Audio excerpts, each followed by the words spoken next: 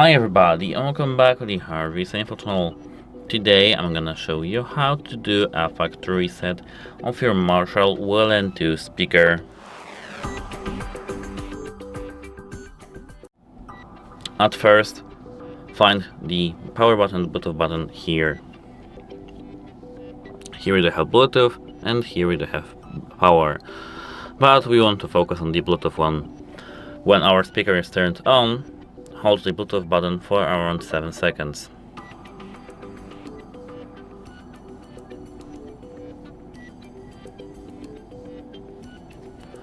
The lights should blink, and as you can see now, our speaker is turned off.